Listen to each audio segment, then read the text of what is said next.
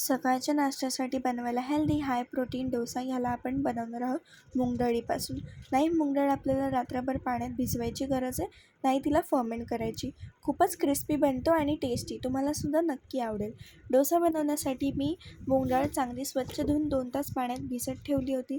त्यानंतर तिला मिक्सरमध्ये काढून त्यात आलं, लसूण, मिरची, मीठ आणि हळद घालून त्याचं बॅटर तयार करून घेतलं. ते एका बाउलमध्ये काढून घेऊन त्यात थोडंसं पाणी ॲड केलं आणि त्याला चांगलं मिक्स केलं. आता तव्यावर तेल लावून हे बॅटर आपण स्प्रेड करून घेऊया. बॅटर स्प्रेड केल्यावर त्याच्यावर थोडा कांदा, कोथिंबीर आणि पेरी पेरी मसाला टाकूया. आपण डोसा क्रिस्पी होईला साईडने बटर स्प्रेड करूया. आता तुम्ही पाहू शकता आपला डोसा रेडी आहे. खूपच क्रिस्पी, टेस्टी आणि हाय प्रोटीन युक्त हा डोसा रेडी आहे. तुम्ही याला रेड चटणीसोबत सर्व करू शकता.